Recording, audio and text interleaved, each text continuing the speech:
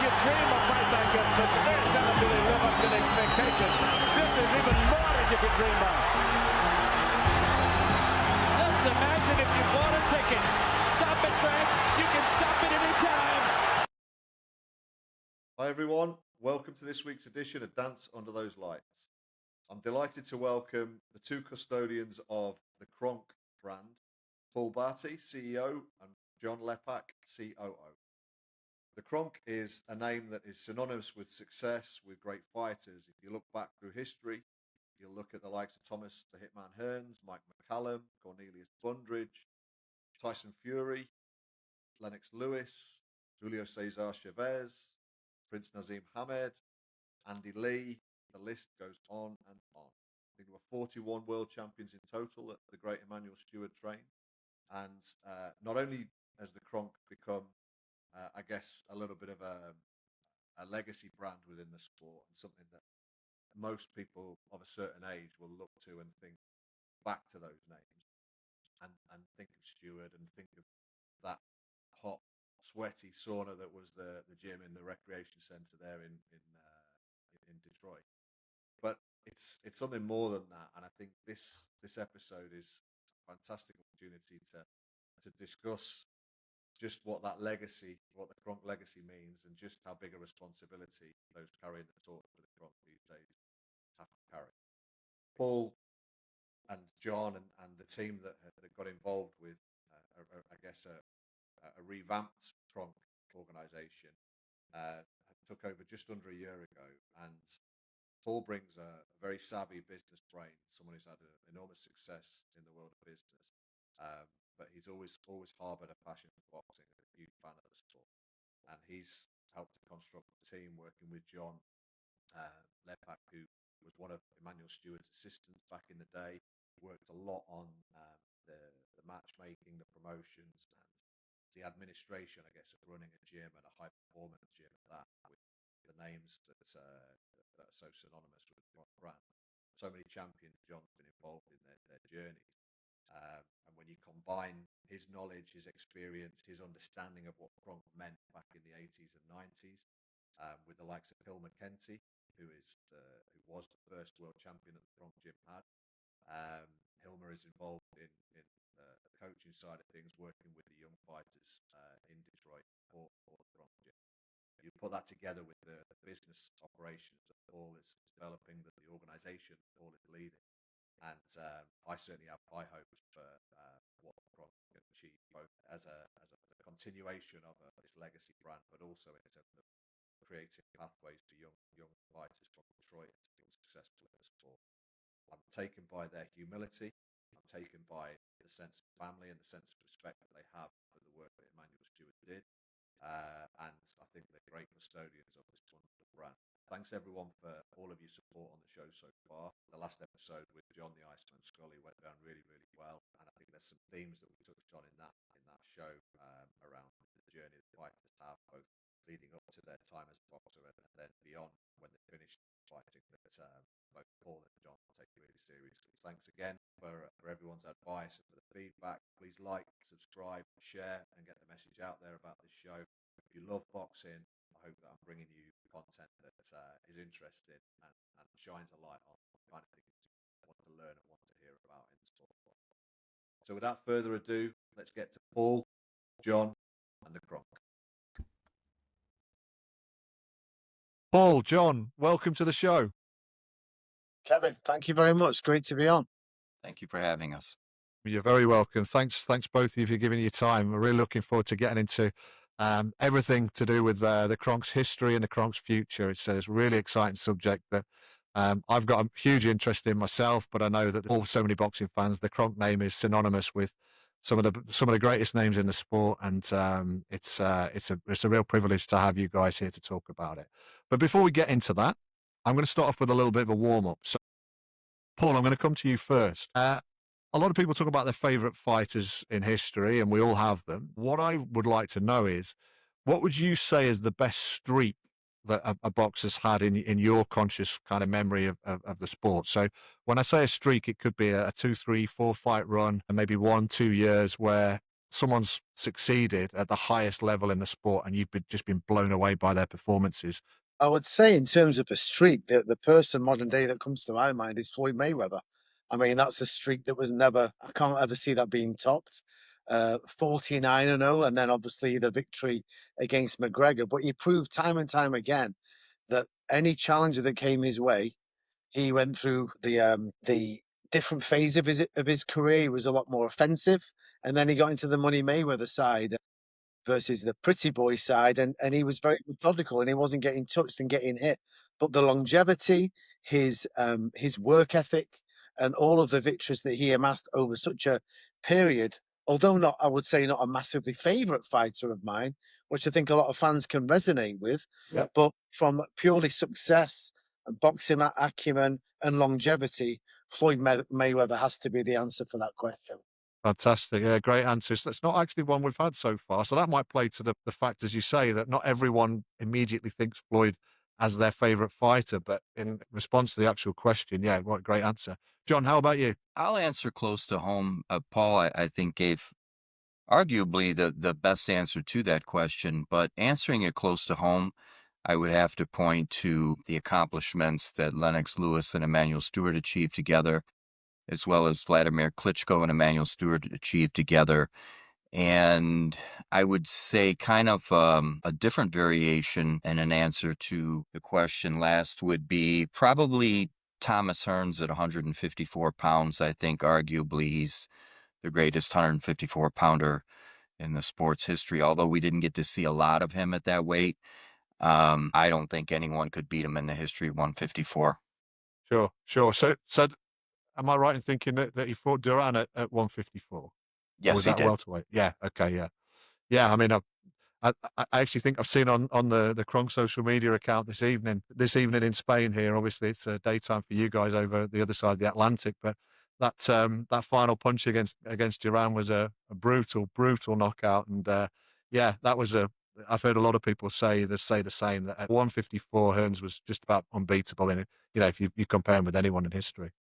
Yeah, Manuel was, it's hard to say, a lot of people can argue peak Roberto Duran, and I think that most experts would argue that that was not peak Duran, but you still have to keep in mind that that was the only time in Duran's peak years, if you will, that he was ever stopped. The only time he was ever really knocked out, as Duran was one of the most intimidating fighters in the history of the sport, especially during that particular time window. And Tommy was not intimidated. Emmanuel told me that Tommy walked right up to him and knocked his hat off his head at one of their press meetings. And he just established the fact right there that you're not going to intimidate me. And he said, Emmanuel told me that rattled Duran from that moment forward. And Duran was so famed for his defensive skills. I mean, a lot of people now look upon the footage of Duran, his head movement, one of the greatest when it came to that aspect. But he was powerless to stop Hearn. Brilliant. Okay, John. Next question: if you had one young fighter that was maybe family, someone that you had to entrust their well-being, their boxing development, give them the best opportunity to be successful both in the ring and outside the ring, who in history would you go to there? And I'm going to ask you just to omit Emmanuel Stewart from this one, if you would. Although I appreciate, I'm sure he would be at the top of your list, or certainly very close to. Yeah. Call me a little biased. I definitely would have to say Emmanuel Stewart. That's a very difficult question to answer because I think it would have to be a team of people. Okay. And well, I could give you a laundry list of names for certain reasons. I mean, first and foremost, you're going to need a very good trainer to make sure that the fighter is taught properly and he's given the proper coaching and the teaching that he needs to achieve all of the great things in the ring. I think it extends even into the other people that are in the corner, from having a right cut man. You have to have a really good business advisor. You have to have a good accountant, a wealth manager, a very solid lawyer who is who doesn't have another horse in the race, so to speak, a lawyer that's looking out for your best interests. Whereas in a lot of times in boxing, you'll have people that will, okay, I'll tell you what, I'll sacrifice a little bit over here if I can get a little bit more on this other deal I'm working on over here.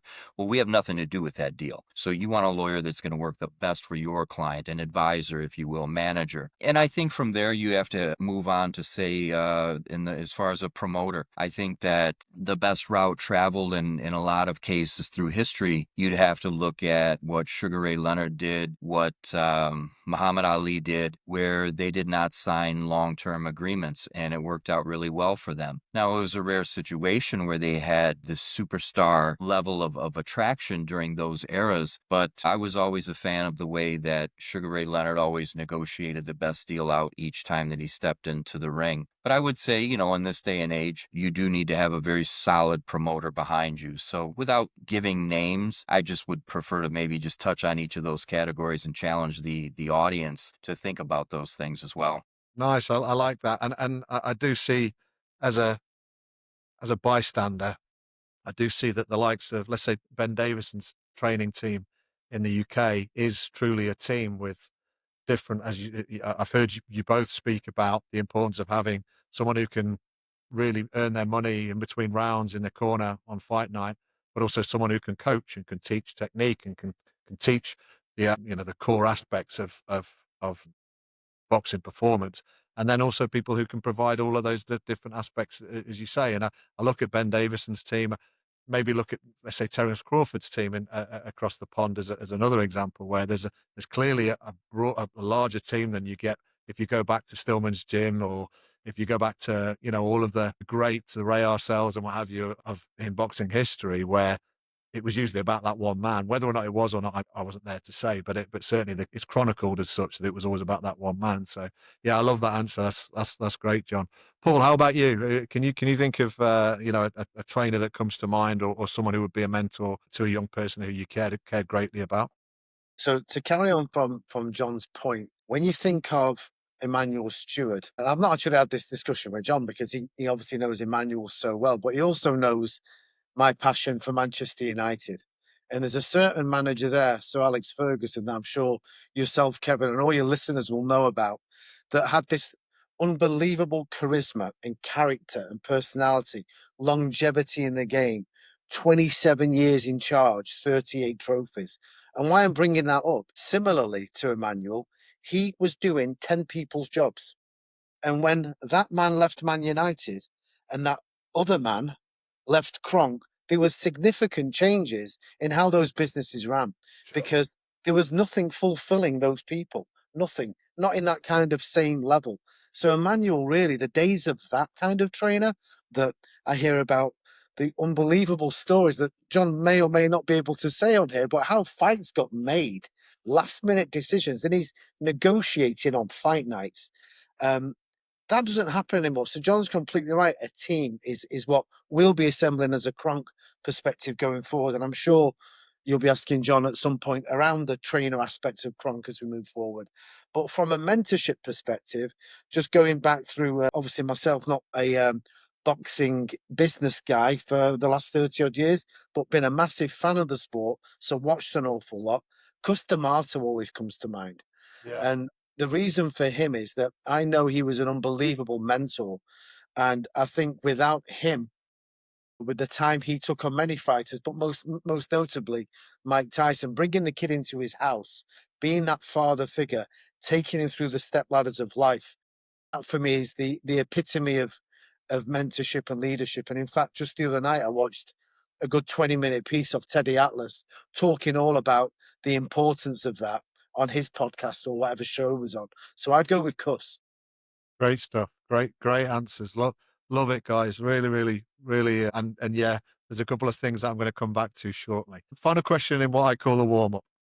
So what I'd like to know, Paul, what's your favorite era in boxing? What era, let's say a 5-10 year span, do you look back to as your favorite in the sport? So I'm going to go back to an era where I was alive, but I was a kid. But the 70s heavyweight scene for me, if I could pick an era to go back where I would be, this age or a bit of a younger adult to really enjoy and hopefully have got to some of them fights, would have been in the 70s for heavyweights. 'Cause I don't think it's been close to that level since, but obviously the last of one of those greats went just recently with Big George. Larry Holmes is still remaining, that was kind of in that era, but more 80s, 90s onwards. When you think about that era, some of those fighters would have been champions if it wasn't for Muhammad Ali, Joe Frazier, Ken Norton, George Foreman. There was Cleveland the Cat Williams. There was Zora Foley. There was Jerry Quarry, that were all top contenders. Ernie Shavers, that I think would have had great careers if we weren't blessed with such a generational talent that it was dominated by them 3 or 4 guys. So that era for me, I would have loved to have been older to enjoy it a lot more. Yeah, when the heavyweights lace them up, it's you just get that little bit closer to the TV screen or to the ring if you're there. Your heart's just pumping out a little bit, jumping out your chest just a little bit more. And if you'd have had that not week in, week out, but there was just an incredible run of fights, wasn't there? And an incredible crop of talent. Yeah, great stuff. John, how about you? Which era would you go back to? Kind of go off of what you just tail ended there. When there was just nonstop action every week and it was accessible to the everyday fan. I would go mid 80s to right around maybe the class of 92 in the Olympics. You had just great fighters, and I don't use that word too often, but you just had great fighters in literally every division, and you had just great matchups being made. You could go from, again, the lightweight division all the way up 140, 147, 154 middleweight. You could, again, you just go all the way up even to where Mike Tyson may not have had the best of opposition compared to the era that Paul spoke so well about, but there was a certain excitement that it didn't matter. It was going to be, a first round knockout. Everybody wanted to see him fight. So I think the 80s was a very special, magical time in boxing. There weren't a lot of, again, I love what technology has done for the sport, but at the same time, you didn't have to download 1,001 apps and pick and choose, maybe a percentage of your weekly income to go to affording some pay-per-view events. So it was a great time to be a boxing fan back then. It was a great time for me to be a kid falling in love with the sport before I really got baptized by the fire of the business. Think I think it's one of life's big challenges, isn't it, to be able to see the world through the eyes of generations that go after you. And I do wonder what this generation, let's say those in their teens and their 20s who are just learning to love the sport will think in 20, 30 years time about what we're seeing at the moment, with the impact that Turkey Al Sheikh has had on the sport, with the way that the promoters, whether that's the back end of your Bob Arums and your Don Kings heading into Eddie Hearn, and looking at the way that the sport projects its image now compared to what it was when we were all younger. Because certainly I look back and I have a tendency to be very misty eyed about it, and remember being sat around the living room with one television, which only had 4 channels on it, and we didn't have much choice, and so we loved it even more because there just wasn't very much on the television screen. And I do wonder if there'll be anywhere near that level of mystique about the people who are in it now, who are younger now, in the future. Again, not to take the wet blanket approach to that statement, but you have to keep in mind too that it translates to the performance and the commitment we're seeing by the athletes themselves. Are you setting out to achieve greatness, create great financial wealth? That's admirable. But, when it comes down to outpricing yourself in the market and, trying to protect a zero on a record, sometimes that clouds even the ability to translate into being able to compete in the business place. When back in the day, it was always, well, the fighters want to fight, but, King and Aram don't want to do business. And then, we've always dealt with that through the years, but now it's like you'll see a lot of fighters, that are arguing back and forth on social media. And I think that that's what gave, and call me again, that maybe sound like the grumpy old man on the podcast, but when you go back to the era that I was speaking of and that Paul was speaking of, kids didn't come home and they didn't have, PlayStations and TikTok videos and, let's go on and get lost in cyberspace. No, you went outside, you played, you were tough, you climbed trees, you were, hopping fences, and you fell down and you broke your arm or you sprained your ankle, but you got up and you kept running. And, to me, it just comes down to a little bit of toughness. And today, interestingly enough, I believe today is the anniversary of the Barrera Hamed fight. Yep. And if you go back to there, I was speaking of with like a Hector Camacho, who was just a brilliant talent. I don't think that gets a lot of the credit he deserves in the showmanship. And then Hamed came along and I had the privilege of working with him on a couple of fights with Frank Warren and to see him in person though, he had the showmanship, but he backed it up. He backed it up in the ring, as unorthodox as his style may have been. But then when you translate that over to say, with respect, like an Adrian Bronner's career, where he came out as the showman, and then you had all these fans that just, oh, he's the great, he's this, he's that, all these young new generations of fans. I talk about the social media fans who may not have been educated on the past of some of the names that we've mentioned. And so now what's happened to him? Where are all those same fans that were calling about his greatness and he's going to go on to he's the next Mayweather? No. No, I'm with you. I mean, Naz was a box office superstar, just larger than life. I mean, an incredible force of nature as a character, wasn't he? Back when he could fill the whole room, that it would feel like there was only one person in the room from what people say at the time. And you just don't get that these days. But if you've got someone who doesn't have the desire to be that big person because they just want to be the superstar, but they would trade that for getting, I don't know, 5 million more followers on Instagram or whatever the metric is these days, just doesn't sit right with me either. So look, when you talk about you being a grumpy old man, John, I can't speak for Paul, but I can guarantee you that I'm sitting in the same category. That's for sure. So great. Okay, guys, that's great. Let's get into kind of the core of the podcast. I want to talk, the one word that springs to mind when I think of KRONK is legacy. Paul, how big a responsibility did you take on when I think we're approaching a year since you two formed part of the consortium that relaunched and took the reins? How big a responsibility is it carrying that KRONK brand forward? It's a massive responsibility, and it's a responsibility that we're all honored to hold and carry. And we are focusing on executing our vision for this incredible legacy. We know, I mean, I have to say, with John on the team, it's probably easier than it would have been. In fact, not probably, it absolutely is, only because he lived and breathed that brand and he knows the true fabric of it from a 16-year-old John.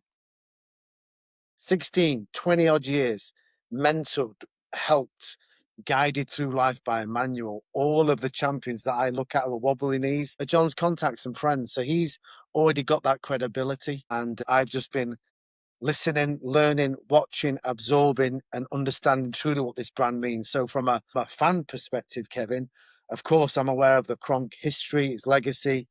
I wouldn't say I'm a complete historian of the brand, but I know enough and a lot.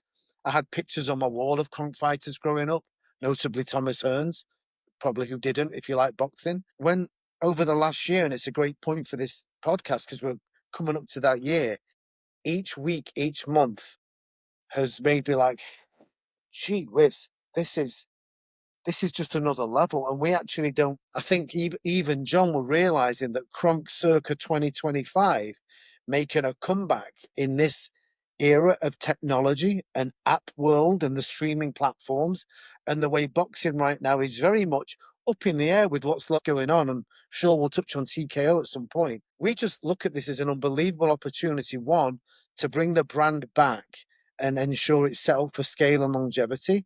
Two, never ever forgetting its roots. Sure. There's the KRONK style, there's the ethics of the brand, the integrity, what it meant to people, and what it means most of all to the great people of Detroit.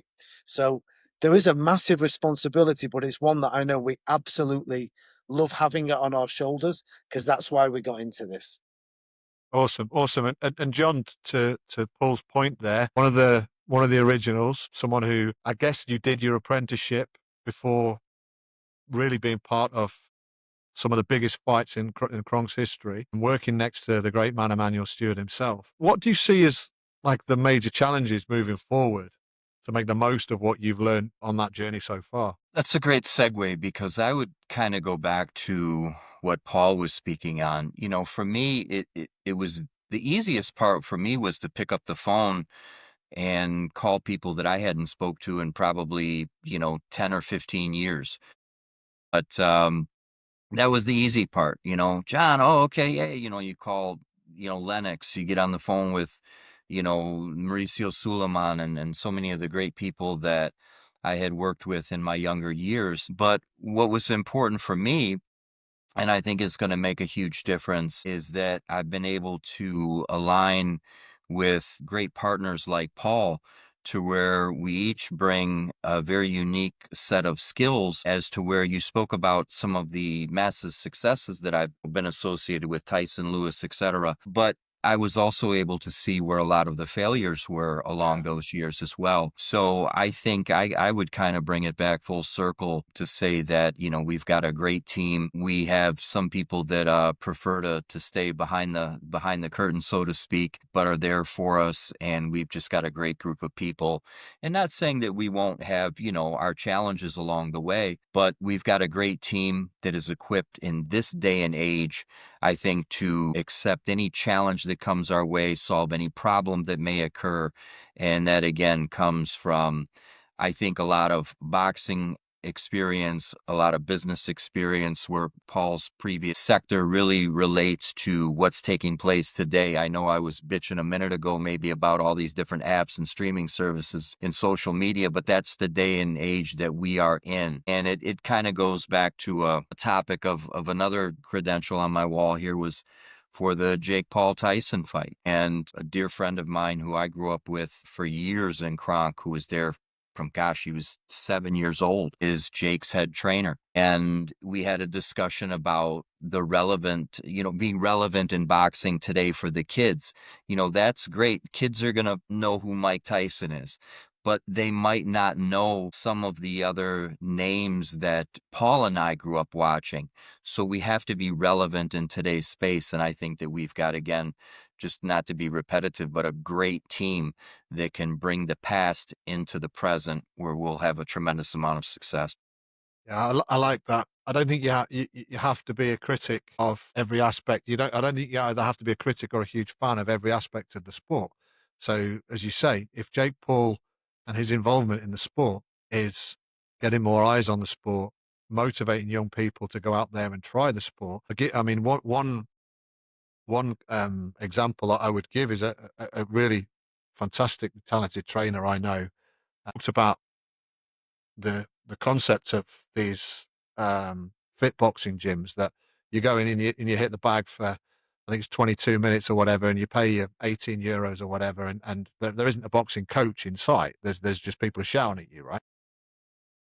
This coach, this trainer has been there and done it, worked with Olympic gold medalists, worked with top world champions. He said it's not a bad thing for the sport, because just round the corner from these new style fitness gyms, there are real boxing gyms where some of the people who have their first taste of boxing go in one door, out the other, and straight into a traditional gym, and they get down to it in there and they learn about how amazing this sport is. And I think that's a really good kind of metaphor for I guess what you're referring to there, that it can all be turned into a positive. You don't have to sit there and be this huge critic and call people names and what have you. You might not like the way they behave, their values, whatever, that's fine, but they're still, they're still benefiting the sport in certain ways, and you've got to grab that, right? So I love it. And if I may, I would also say to you both that there's no ego. There's a really, really obvious lack of ego when I hear you two speak on this, and when I've heard you both speak either separately or together previously. It really feels like the concept of team and family and everyone having their role to play is important, and that isn't always the case in boxing. You'll often have organizations where they've got a front man who will say whatever he needs to say to get eyes on that organization. Doesn't feel like that's going to be the way that you guys operate moving forward. Would that be fair to say? I appreciate that. I'll let Paul answer that one. Yeah, sure, John. I'm sure you've got something to add, but no, I appreciate that, Kevin, because the real people, and you know what, with the enormity of this brand, with different personalities, you may have different frontmen, but I don't believe that is what correlates with what the brand means. The brand is all inclusive. It's community, it's family, it's helping one another, it's picking people up when they're down, it's giving people a chance. Now, that's how John's lived his life with KRONK, and I've been very fortunate to lead many, many people over 31 years in IT, and that's always been my MO as a leader. It's all about the people, and not one course or leadership memoir is going to ever change my mind. If anyone says it's not to do with the people, they shouldn't be in leadership. It's as simple as that. So, famous old English term, Kevin, WYSIWYG, and that's exactly what we are. What you see is what you get. Yeah, love it. Love it. John, anything else to add on that topic? I think, Paul knocked that one out. I mean, we all know there will never be another Emmanuel Stewart. And you can't mention Emmanuel Stewart or KRONK without mentioning the other. And we're very aware of that. We're very respectful of that. It's why Paul and I are working diligently on a daily basis to make sure we stay in touch with so many of the former members of KRONK, whether it be from business or from the fighters themselves that are now aging, that we're going to work into our business plan. And there will be several more along the way as well. And to Paul's point, again, it depends on what the topic of the interview may be, or the press conference at any given moment. But no, there's a time and a place, I think, for bravado and ego when you're preparing for a fight, and I think that comes about naturally in a sport that's so, if I may say, like testosterone driven, from male and female boxing. But I think when it comes down to the business, you've got to be able to operate without ego and bad blood, because that's what prevents deals from getting done. And we want to be deal makers, not deal killers. Nice. So that brings me nicely on then. Deal making moving forward. You're going to be managing young fighters' careers, but you're also going to be guiding them both inside and outside the ring. So tell me what you envisage as being the journey for a young, talented boxer. Let's say they're late stages of their amateur career. They've had a standout amateur career. Maybe they're a state Golden Gloves champion. And they've got aspirations to potentially be an international champion. How are you going to map out the future for them? So I'll start with the jab. I'll let Paul drop the right hand, if you will. Number one, it's going to come from having a solid foundation that, God willing, we can start with these kids from when they're at a very young age. And take the example of the gentleman I mentioned a moment ago in Third Chambers, who started out when he was literally like 7 years old. And, we have pictures of him, and he came up in this amazing amateur program where you had these great mentors and coaches, the senior figures in the gym that helped groom him through his amateur ranks and through his professional career as well. But along the way, he caught the knack of training and teaching. He has a very high boxing IQ. And so now to tie that into a young fighter, transitioning into the professionals, we're looking to focus again on the same blueprint. The wheel's not broke. We don't need to fix it. Emmanuel left us with this amazing blueprint and these great people that are still, thank God, within our network, that are hungry to come back and be a part of this. So it's going to come for us starting again at the foundation and teaching them the same principles and lessons that Emmanuel and the great senior trainers when I was a kid at the gym, Walter Smith, Luther Burgess, Mr. Logan, Sammy Poe, so many great names that the public might not know. But without those people in the gym, Emmanuel wouldn't have been able to be Emmanuel. So we're bringing a lot of those people back in. So when they get ready to turn pro, they've already got a very solid foundation and they're prepared properly to turn professional. And if they're not, and they don't have what it takes, we're not going to be afraid to say, we don't feel this is the right move for you. And we'll try to direct them in other outlets so they can have success, maybe where they can apply the lessons that they learned during those years growing up in our gym and in our program and translate that to success outside the ring. And I would turn it over to Paul to take it from there. Yeah, so from the whole development side, John's got that absolutely packed down, and he's brought back in the legends of yesteryear in terms of your Jimmy Pauls, your Milton McCrory's, Hill McKenty, who's our ambassador. That's going to be the people on the turnbuckles and the ropes as the great names that you mentioned from the days of way back. So the boxing side, we're very, very comfortable with. Another element that we're going to be bringing into our advisory business is looking after the fighter. So if you're a fighter, Kevin, I want you to focus on turning up on time for sparring, listening, learning, watching, train hard, fight hard, wear these sacredly blessed trunks that you're honored to wear. But with that comes a responsibility for them. Not only us as business owners, but if you're a KRONK fighter, there's expectations on your behavior. There's expectations on how you are fitted. It's different. It's got standards.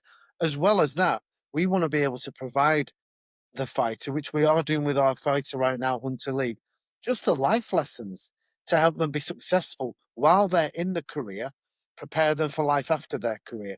So how many times have we all read and seen the fighter with the great earnings and then they retire and then they have to come back for other reasons than fighting? It's to pay bills, it's to pay child support, alimony, taxes, back taxes unpaid.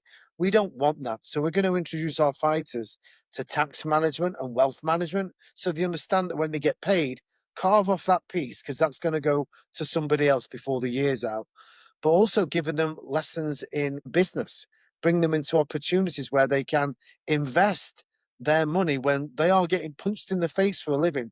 Handle that money very, very carefully and listen to the advice that we're going to put on for you as part of being our fighter. It's in our contracts. John came up with a great name. We have the 401k system in the US, Kevin, and John thought of 401 KRONK. We don't need to trademark that or anything. It's not as if we're selling t-shirts with it. But from an internal perspective, when the fighter gets to a level of purse where 10% of that gross can go to a future fund, that's absolutely what will be happening. And you've also got to take into effect, it's a vicious sport. It can change in one fight. Sure. So we want the fighter to have something behind them.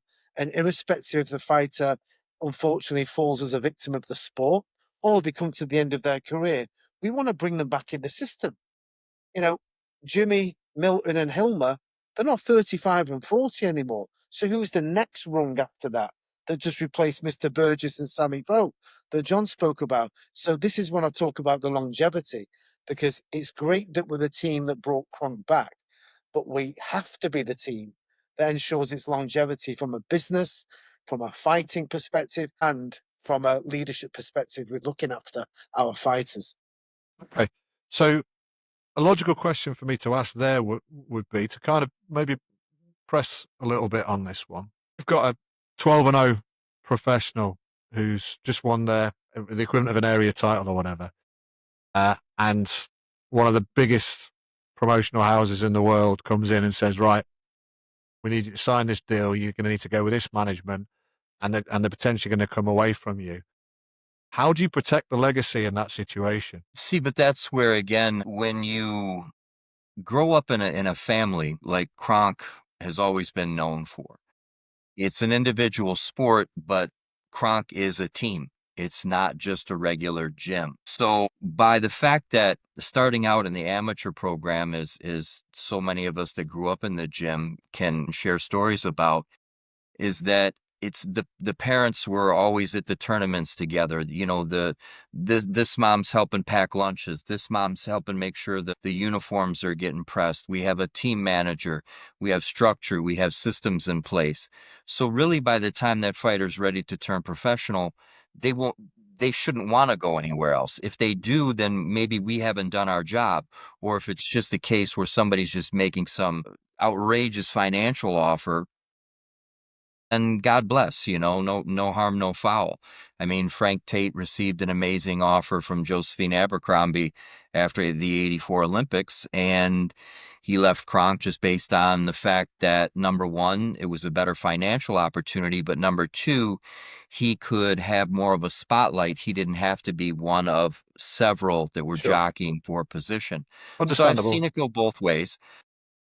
But again, I think where you get to the point where, a fighter turns professional and we present a very fair contract with very fair numbers from our advisory services, again, offering all the great things that Paul touched base on, from having marketing teams, legal, wealth management, investment opportunities. And why leave home? We want to create, again, the best place and the best opportunities for those athletes. And again, if a fighter, wants to part ways, look, that's just part of the business. As they say in golf, it's par for the course. So I've seen it. And in the case of Tommy, let's use him as an example. He was getting towards what many thought at this time, which he proved them wrong, but they thought it was the tail end of his career. Michael Moore was coming up. Gerald McClellan was coming up. You had that, what we call the class of '88. And Tommy left with an individual who made a lot of big financial promises. That's another story about this colorful individual. Tommy left for a couple fights. He went on to win another world title against Virgil Hill.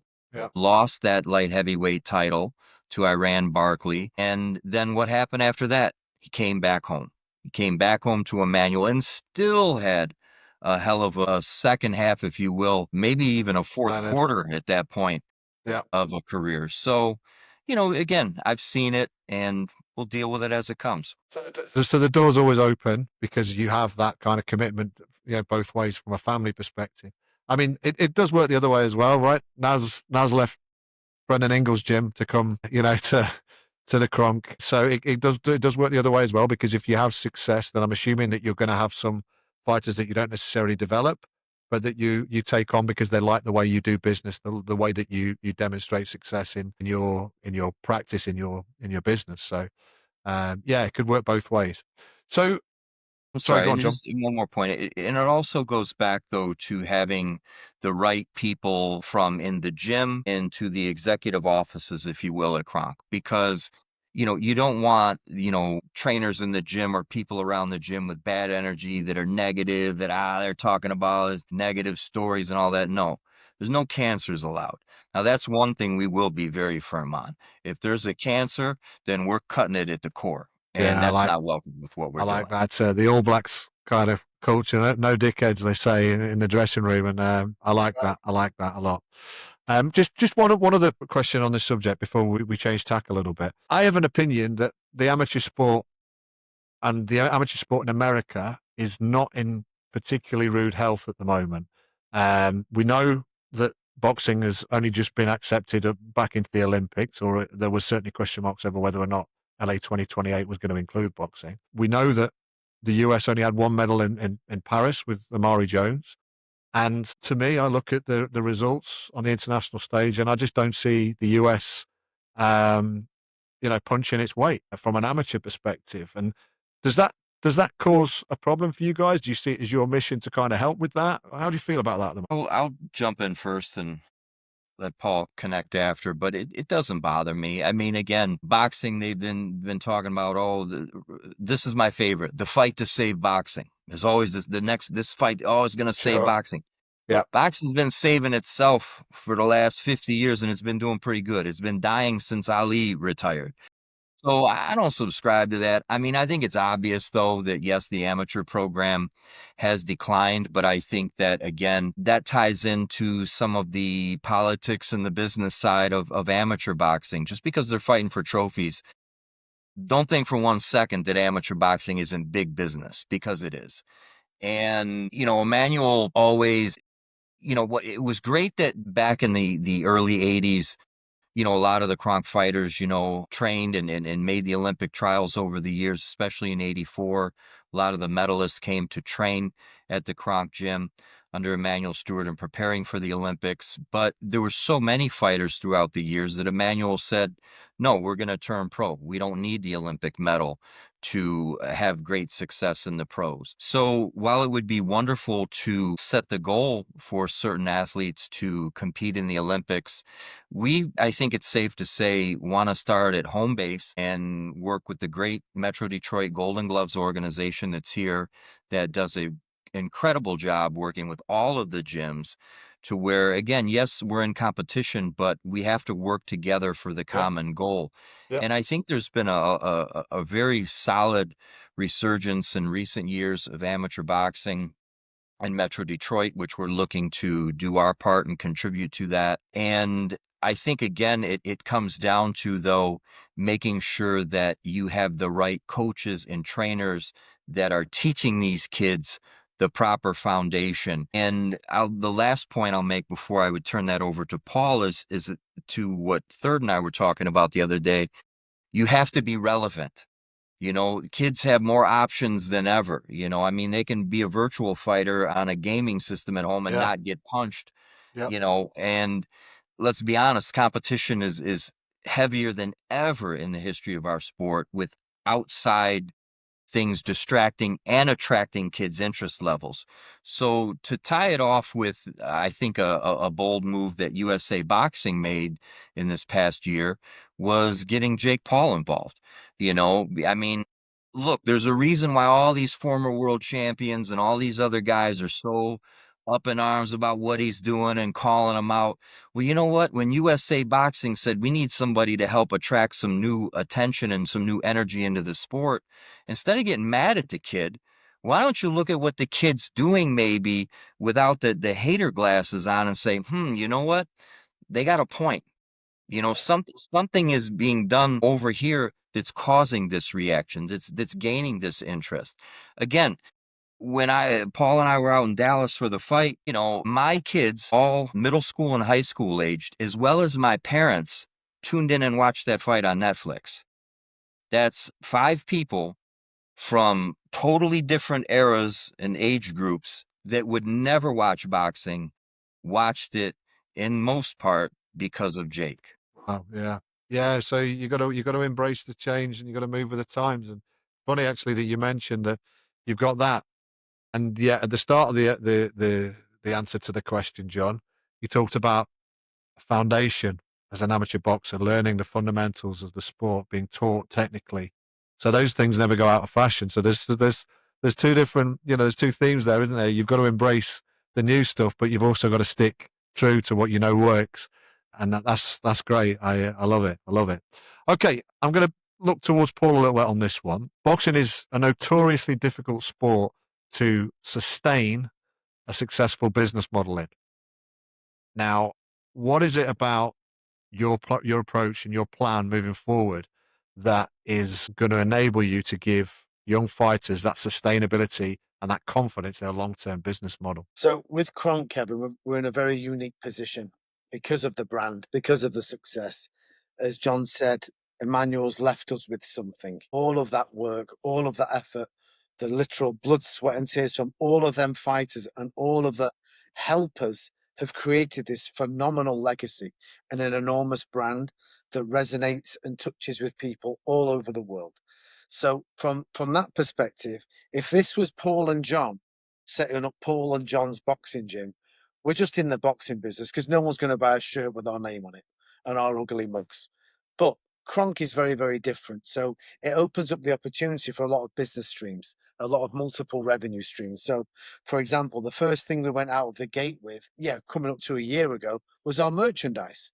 So fans from all over the world can go to kronk.com and look at some of the assortments that we've got. And thankfully, knock on wood, we've been doing really well in sales in a very short amount of time because of the increased visibility on the social media platforms, a fantastic e-commerce partner with Shopify. We're doing really, really good with merch. Now, that will always be an underpin. That's only going to get bigger in terms of volumes that we're selling as we get bigger as a business. So John signed one fighter, we want 15 or 20. We'll be cultivating our amateur program. We've got big news to come with opening of the gym. We've not got one official collaborator, influencer type agreement in place where they can really put our brand on their platform to tag onto them. So multiple revenue streams that will always fund boxing, as you just mentioned with the Olympics and the amateur movement for the from our side over here in America. Yeah, it's nowhere near as strong as it was, but similar to John, not concerned. Like any sport, it's cyclic. I've been waiting for 10 years for Man U to win a premiership after Mr. Ferguson left. We've had the time and it'll come back. No doubt the amateur scene in America will be as strong as it was in the 84 and 88 Olympic teams in time to come. So we can just stay in our lane and doing what we're doing and grow that platform ourselves. From a business standpoint, so for me personally, boxing is a always going to be a mainstay of KRONK. We're not bringing KRONK back to sell shirts. We're not bringing KRONK back to do licensing deals or franchise our gyms or sponsorship opportunities. However, they are four live and extremely valid revenue streams that will always support boxing. So if we're down from a P&L perspective on our boxing division because of heavens forbid losses or fighters that aren't performing, the other areas of the business will ensure we can go and acquire our next ones or develop more from an amateur perspective. So boxing for me is like the dessert. It's always going to be there. Sometimes it will taste good, sometimes it won't. But the other areas of the business are what are going to provide us with opportunity, reach, and scale. So that's very much my focus. Love it. You Yeah, know, that's and Paul, great. to add And to your sorry, point, John. if I may, Kevin, is that, you know, we talk about the date where we, you know, officially, you know, acquired KRONK. But, you know, what we've been busy behind the scenes is just as I referred to building a solid foundation for, you know, young amateurs when they get ready to turn pro. To Paul's point, we've taken the same approach with the business. We didn't rush out and look to go sign a lease on a gym, although we've got some paperwork over there on Paul's desk that's burning a hole in it, I think, right now. All right. Quick flash. All right, Stuff no for press. screenshot. But you know, back to what I was saying. So we've worked to make sure that we've got merch in a great spot, but that doesn't mean we're going to stop there. We've had conversations with several designers and some people from some very large branded merch companies that are just waiting for the opportunity for us to get ready to go to that next level. But again, we started with the foundation, making sure the right people were on the team, and each one of those categories, like to Paul's point, while we plan on growing, each one will always be able to support the other. So this is by no means this is where KRONK has adapted and changed for the betterment and for the future. Yeah, I mean, I can only assume, you know, you were very well positioned to view this scenario, but I believe that Emmanuel was, you know, it was his word. Sorry, it was what he said when, right? And at the end of the day, sure, he was a team player, but he was that larger than life character, and probably the one who wanted to make the decisions. Because let's have it right, he probably had a bigger ego than you two have. But times change, and you now have Paul, who has had a lot of success in IT and communications in his career, learned an awful lot and probably made a lot of mistakes as well as had lots of success, and knows how to steer the boxing people, the operations people. John, I guess you're probably somewhere in between the two, but given that, you know, you've seen the business stumble, let's say, in the past, you also know how the bills get paid and what needs to be paid for. I guess again, it comes back to this concept of team, doesn't it? And having the right skill sets. Yeah, 100%. Yeah, I don't think that Emmanuel Stewart ever sat down and mapped out a financial strategy on an Excel sheet with an in-house CFO. You know, along with Paul, we have a couple of other people, as I said, behind the scenes that have been instrumental in building billion-dollar companies. And, you know, to speak on Paul being as humble as he is, you know, don't let that little accent fool you, everybody out there listening. That man has built multi-billion-dollar companies and had a tremendous amount of success in his previous line of work. And for me, being a boxing guy, the transition is just perfect for Paul. It's just a natural fit. Great, great. Appreciate that. And that's been a massive help as well. And as you said, Kevin, anybody, irrespective of success levels or not, you're gonna F up. You're gonna make mistakes. And the old boxing adage is how you get up and how you fix it. I've made lots of mistakes, of course, but you live and learn, and gives you the full rounded life experience of being a leader, which is my trade. That's what I do. And being a fan of this sport, a Manchester lad that moved to Detroit 18 years ago, and then I get brought into an opportunity to acquire the biggest name in the world of boxing, and I'm a boxing fan, was a Pinch very yourself moment. yeah, it was very surreal. That's why I'm always very rooted, and I'm very blessed and fortunate to be in this situation. And I didn't think twice about walking away from my employ. I was fortunate to be leading 4,000 people at that time, a $700 million business. But did I have the passion for that? Not one bit. This completely woke me up in a way that I've not felt for, say, 10 years when I was with a previous business. And it's boxing. This isn't our job, it's our life. Me and John live and breathe this. And talking about partnerships, listen, if he's going to be saying these things about me, this man to the right on my screen, what a partner we've got. It's been like, I've known him for so long. In fact, a great little story, Kevin, when he was working with Mike for many years, Mike Tyson, I went to a couple of Mike Tyson fights in Manchester and then in Scotland. So he fought Julius Francis at the GMX Arena. I took my wife. I used to live 10 minutes away from the GMX, or was it the 9X? I don't remember. But when there, John was working that fight. He would have been 200 feet away from me. And we didn't know each other, obviously, but I always knew who his name was because I didn't just follow the boxers, I followed the team. Sure. A couple of months later, my wife and I drove up to Kinross, just outside of Glasgow, and we watched Mike Tyson lose Savarese at Hampden Park. Now, that was a 4.5 hour schlep for a 38-second fight. And Mike was that pissed off. He went after the referee a little bit and gave him a bit of a hook. But yeah, John was at that fight as well. So it's just weird how life in the universe works, because we're now together after being in each other's presence, although we didn't know it, some 25 years later, rebuilding the biggest brand in the game. And we yin and yang each other every single day. And it's a great partnership. And again, we're leveraging on the power of this brand. Kevin, we started our YouTube channel August 20th, 2024. 0 views, 0 subscribers. John had collected hundreds of VHS videos on the old JVC Handycam of the KRONK Gym wars. We digitized them, we uploaded them onto YouTube. We have accompanying posts on Insta and Facebook. And we're now at like 28,000 subscribers over the last 8 months. We've had over 265,000 views across 54 countries with unseen footage. Evander Holyfield sparring, a great sparring fight at the KRONK Gym with Emmanuel in the ring. Gerald McClellan and James Toney going at it. It's like a pay-per-view event. The Hitman versus the Body Snatcher. This is McCallum, yeah. but it's on our channel, so we're just pushing everything out that we can to re-energize this brand. And going back to the business strategy is what myself and the team have kind of hook onto. We're aware of the legacy and the success and the history and the demographic currently around this area, or wherever I travel, 40 years and above, someone will see the logo, the hoodie, the t-shirt. Oh, I know about KRONK. Is KRONK still going? Where'd you get that from? There is always something. 35 and under, they've got no clue.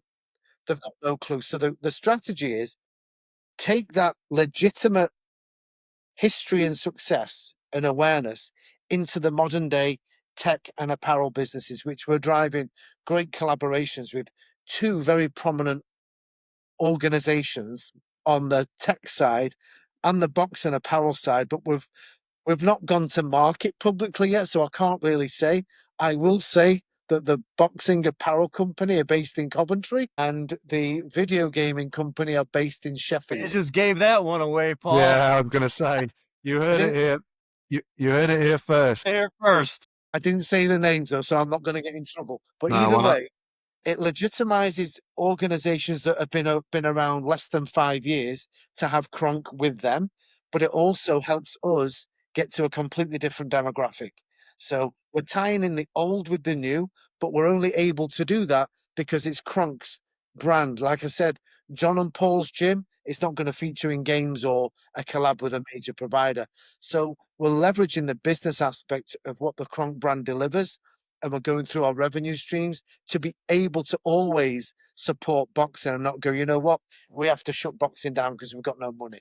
No, it'll be everything else that keeps boxing going. Similarly, that I've said on other podcasts, a lot of people don't realize that the number one moneymaker in Matchroom isn't boxing. Kevin, you'll know this is darts. It's good old arrows. And with the advent of Luke Littler right now, darts is a very hot commodity in Europe and UK especially. So we're not relying on boxing for the big bucks. It's going to be a lot of the other business avenues. Funny you say that. I think the financials came out today and their numbers look very good. As you say, the boxing isn't the biggest contributor to Matchroom Group. But what really occurs to me is that they've got a big challenge ahead now, right? So the revenue linked to the Saudi co-promotions is probably not going to be there anymore. You mentioned it before, but with the news recently about Dana White's interest in boxing and his partnership with Turkey Al Sheikh, it will be interesting to see how things progress. And it's a good segue into just briefly touching on it. I think the sport is potentially going to be, let's say, fragmented a little bit from a management and promotion perspective. No one really knows what it's going to look like in a couple of years' time because I think the order has been challenged. So I guess it feels to me like that's just another opportunity for KRONK as an organization to look at whether that's promotions, whether that's your media side of your business. Everyone's going to be kind of, looking to jostle for position. Do you see opportunities coming from that for you guys? I see a lot of opportunities. I mean, that's again where Paul and I will have these discussions, and it's always about the glass being half full. And that's our approach every single day we wake up, and we have our first morning call of the day, and sometimes our last call is rolling into the next wee hours of the morning as well. And I think again there's a great runway for this thing to kind of shake itself out. But let's be honest, I mean, is there anything that we haven't seen before in the history of boxing that can't prepare us for what we're potentially about to see unfold? History is our greatest teacher when it comes to looking towards the future. So we're in a great position right now, as Paul was speaking on. We're not rushing anything. We don't need to rush anything. We're okay. Because again, sometimes Paul and I, we will get a little anxious and we'll want to jump out and go execute and maybe get something going. We're like, no, let's take our time, do it the right way. And the same approach comes into building your fighters as it does building your business model. So I think starting out, again, to the point we were speaking of earlier with the amateurs, working closely with a lot of the other organizations and a lot of our soon-to-be announced business partners and sponsors and corporate partnerships throughout Metro Detroit, we're in it for the long haul. So again, you just got to be able to roll with the punches, if you will. Yeah, no, great stuff. Great stuff. Before we just go look at current affairs, I want to ask your opinions on a couple of things. Just to finish off, last week, the last podcast, I had the Iceman John Scully on. John, as I'm sure you're both aware, does an awful lot of fantastic charity work to raise money for former fighters who've fallen on hard times. Talked about Wilfred Benitez. Obviously, I think it was also supporting Gerald McClellan's sister, Lisa, and I believe you do the same. I have it's come across very, very clearly to me that you guys carry that responsibility on behalf of the sport with a great deal of what weight you feel that weight of responsibility. Can you just give the audience a little bit of an understanding of what you're doing to look after fighters at the other end of their career? So we talked about the young blood that you're bringing into the gym and you're bringing into the organization and you're looking to develop, but coming out of the sport, what's happening there? I'd like to be the jab to, again, set up Paul's right hand on this one. I think that, again, while we can't go back and fix a lot of the wrongs, and we can't, throw life preservers out to everyone and try to save everything at once. But what we can do is, again, learn from a lot of those shortcomings and those mistakes. And again, unfortunately, we've seen so many fighters or heard about so many fighters through the years who have ended up on hard times.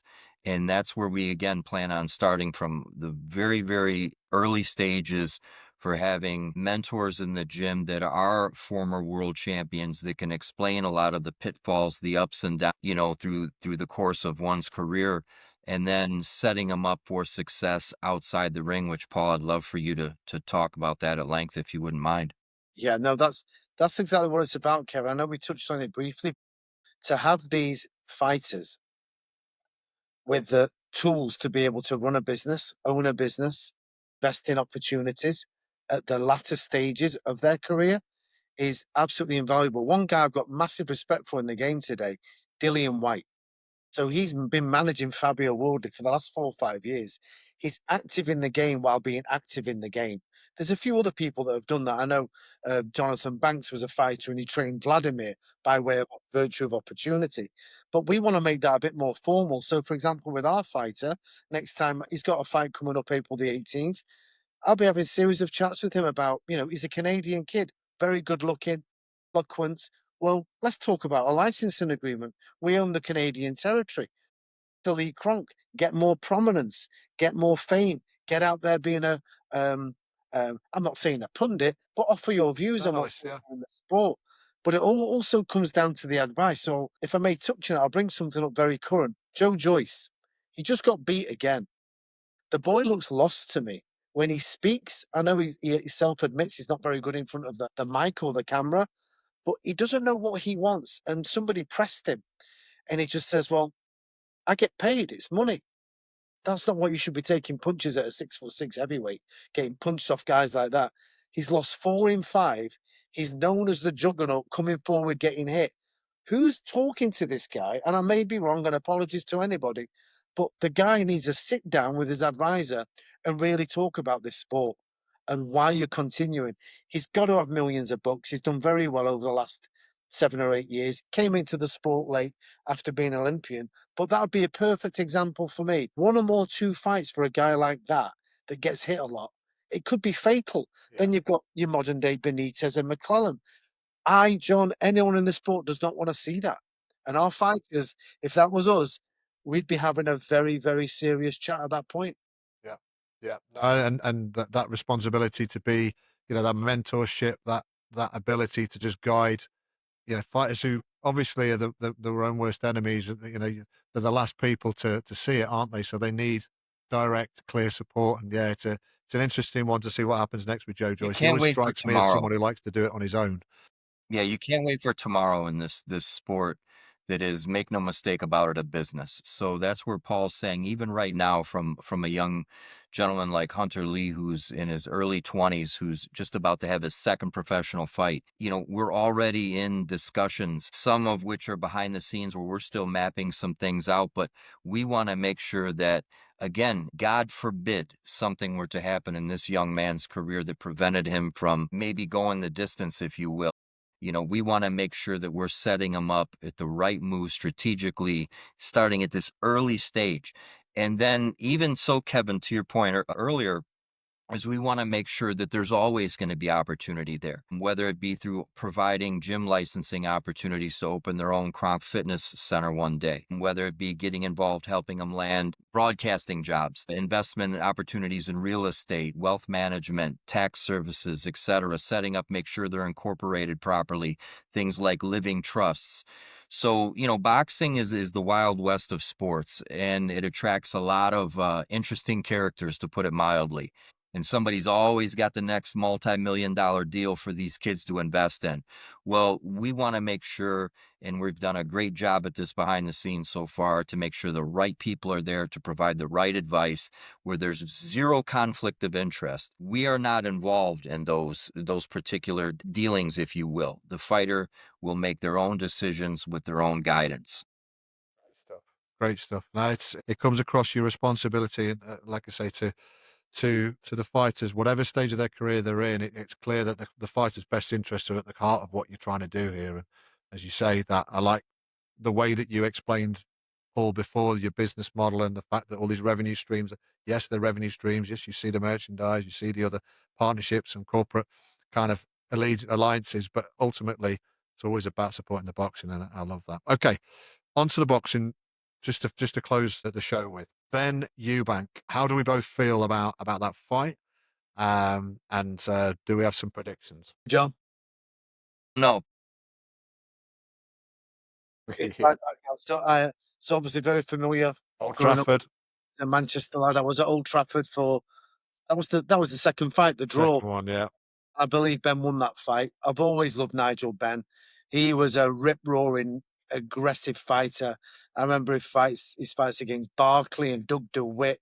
He went on the road. He was doing some tremendous fights, and obviously he got a good beating up as well off Gerald McClellan. And he obviously had the win in such unfortunate, tragic circumstances. But always been a massive Ben fan. Eubank never disliked him growing up. He's a character. I remember the monocle and the big semi truck that he had, or lorry that I'd call it back in the day. Yeah. Did I just say semi truck? I'm going to get killed off the Manchester folk who listen to you're a that. Detroiter now, Paul. That's You're the an adopted Detroit in you coming Detroiter. out, that's Not for my sure. truck. But yeah, he had that big semi, and he just got that personality and swagger about him. But an absolute warrior of a fighter. That again, 18 defenses of his title, came unstuck against an incredible talent that became undefeated in Joe Calzaghe.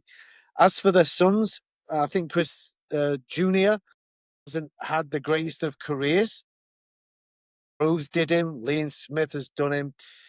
Conor Ben, aggressive, just like the old fella, not been fully tested. So I think for this fight, of course, it can go one or two ways, but I have to support the trainer of Chris Eubank Jr., which is our very own Jonathan Banks.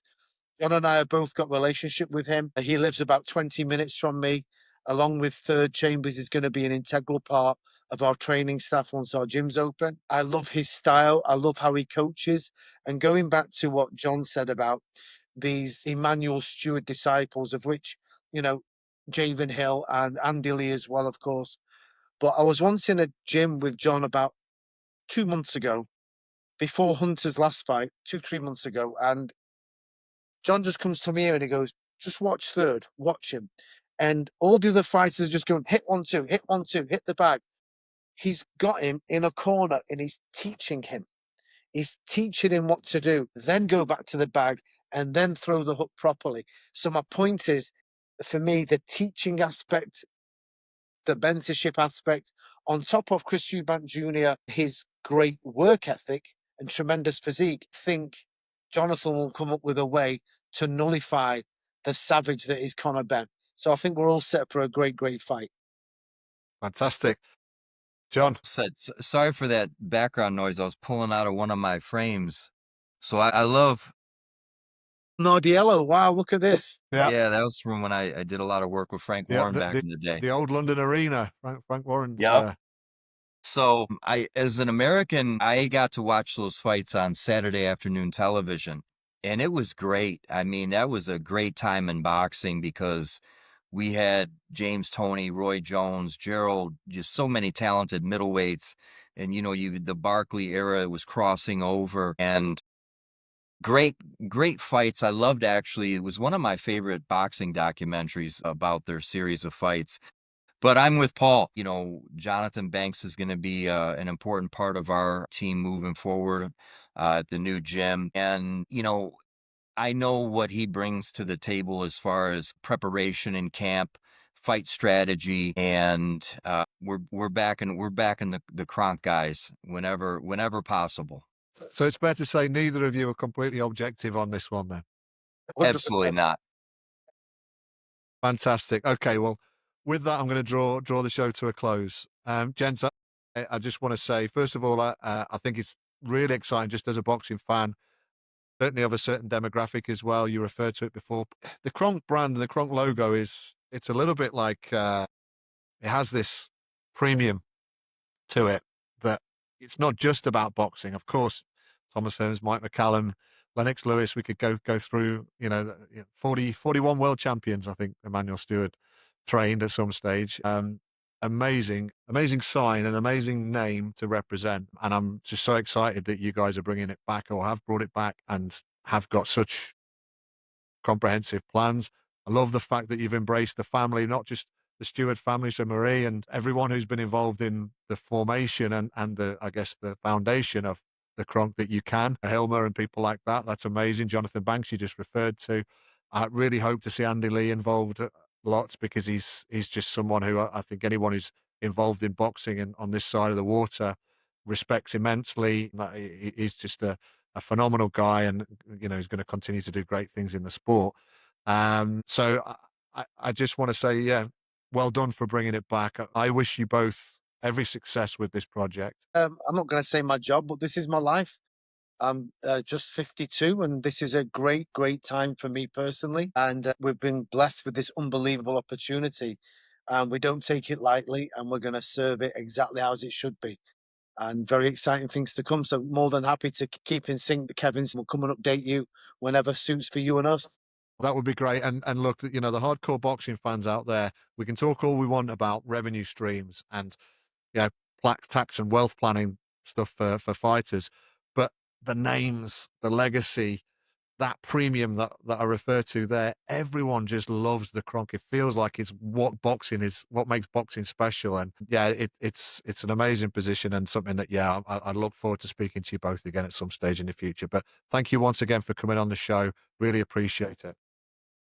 Don't worry, and to all the fans out there, the kitchen's getting hot again. So get ready, because we are definitely coming back, and we're bringing the big guns. We're bringing a lot of KRONK alumni. You talked about Andy. We look forward to working with guys like Andy, Lennox, my dear friend Richard Sloan, who was so close to Emmanuel for a number of years, Jeff Fennick, Julio Cesar Chavez. Wow. Paul and I have just had a lot of great discussions behind the scenes. So to all the fans out there, we appreciate your patience. Hold tight. Thank you so much. Thank you, Kevin. All the best. And to Thanks, you. everyone. Cheers. Bye bye.